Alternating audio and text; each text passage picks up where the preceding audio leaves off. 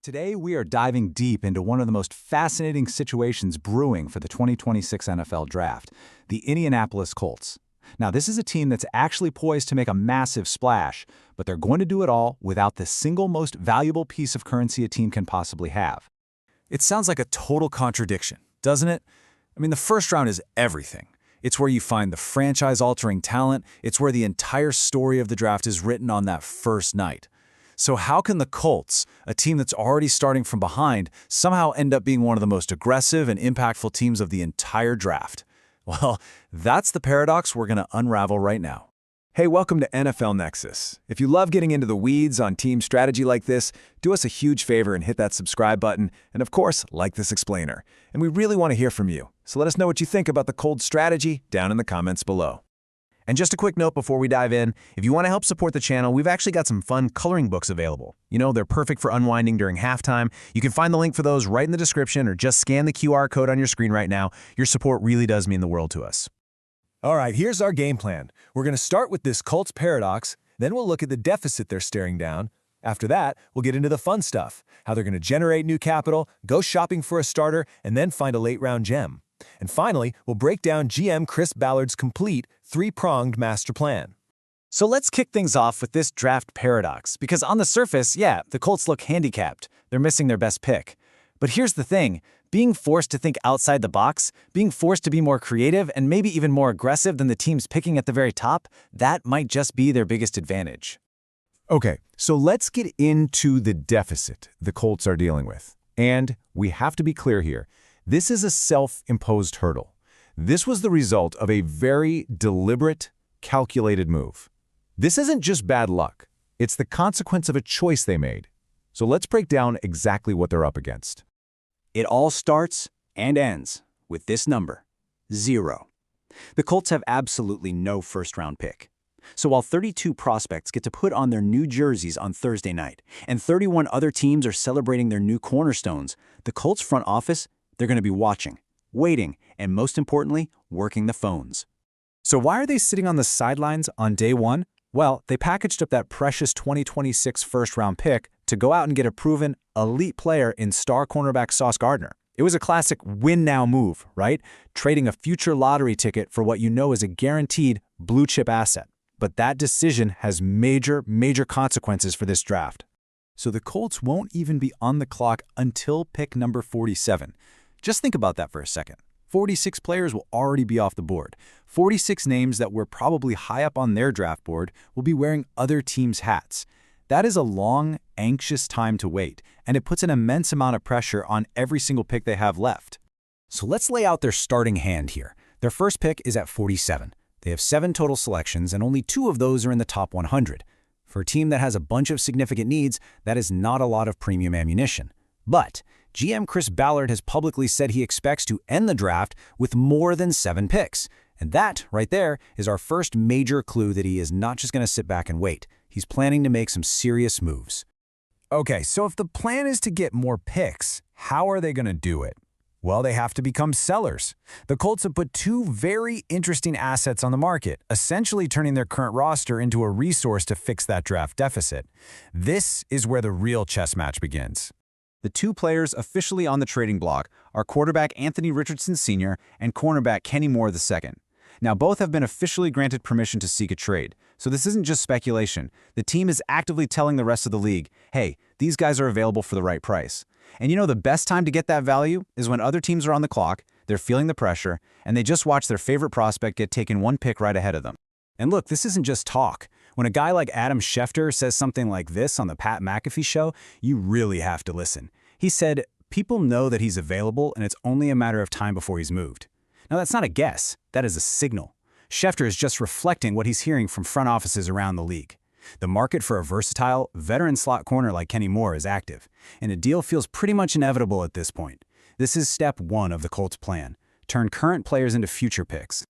Now, here's where the strategy gets a little twisted. You'd think a team that's trading away players to get more picks would just be hoarding them, right? But nope, the Colts' plan is way more complex than that.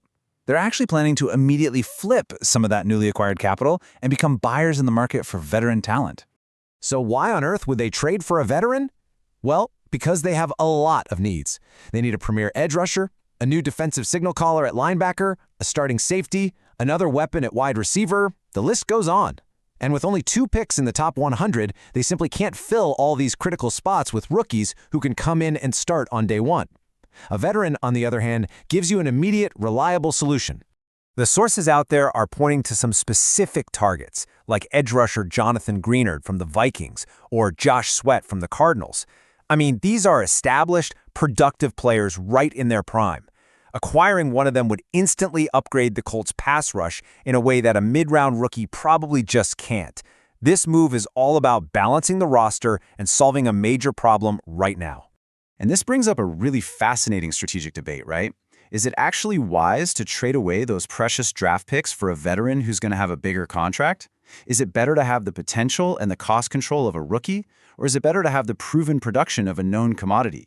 It's a really high-stakes balancing act between building for the future and winning now. But hold on, the plan doesn't stop there. The final phase is all about finding a late-round gem. And frankly, that is Chris Ballard's signature move. After selling off current assets and buying a veteran starter, he then looks to unearth developmental talent on day 3 of the draft. And we've got a perfect case study to look at. First, let's talk about the green dot. You've probably seen it. It's that little sticker on the back of a player's helmet. That signifies the quarterback of the defense. That player gets the play call from the sideline and has to communicate it to the entire unit. It requires intelligence, leadership, and a whole lot of trust. It's usually the middle linebacker. And right now, the Colts have a huge hole right there. And that hole was created when they traded Zaire Franklin. Now, he wasn't just a Pro Bowler and the team's leading tackler. He was the leader of that defense. He was a former 7th-round pick himself, so he basically embodied the entire Ballard philosophy of finding overlooked talent. So the Colts aren't just missing production, they're missing a voice in the huddle. They need to find a new green dot. So meet Jaden Duggar, a linebacker from Louisiana and a classic day 3 sleeper prospect. But here's the key detail. He's had a top 30 visit with the Colts. Now, teams only get 30 of these official, in-person visits, so they do not waste them. This means their interest in Duggar as a potential replacement for Franklin is absolutely serious and legitimate. Duggar's journey is exactly what makes him so intriguing to a scout like Chris Ballard.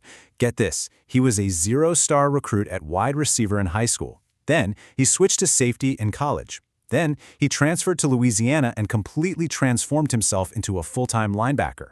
This is a raw, explosive athlete who is still learning the position and has a sky-high ceiling. Now let's just look at the raw materials here. He's 6'5", 242 pounds, with absurd 35-inch arms. I mean, those are elite, God-given athletic traits. Yet he's ranked 325th on the consensus board. That's the kind of value disconnect that a guy like Ballard just loves to exploit. And his standout performance at the Shrine Bowl proves he can dominate against top competition. But you know what? He's not just an athlete. The production is absolutely there. 125 total tackles in his senior season, and he led the entire Sun Belt Conference with 64 solo tackles. His athleticism clearly translates to the field. He finds the football and he makes tackles. That's the foundation you can absolutely build on. But honestly, this quote right here might be the most important piece of the entire puzzle. When he was asked about his transition to a new position, he said the hardest part for him was learning to be a leader. That shows incredible self-awareness. He understands that green dot responsibility. For a late-round prospect to show that kind of maturity and focus on leadership, that is exactly what a team is desperate to find. Okay, so let's bring all of this together. We've seen the deficit they're facing, the selling, the buying, and the drafting.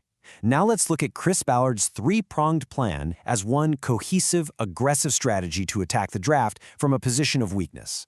It's really a 3-step gambit. Step 1, sell. Turn players like Anthony Richardson and Kenny Moore into more draft picks. Step 2, buy. Immediately reinvest some of that new capital to acquire a proven veteran starter who can make an impact from day 1.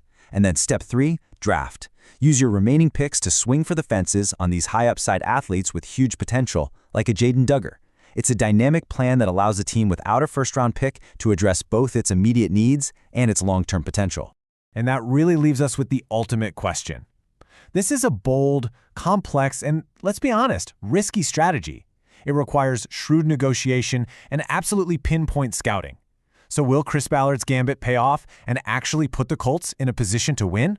Or will they ultimately look back and wish they just had that simple, clean first-round pick? So what do you think of the Colts' plan? Let us know down in the comments. Thanks for watching NFL Nexus, and be sure to subscribe for more deep dives into NFL strategy. We'll see you next time.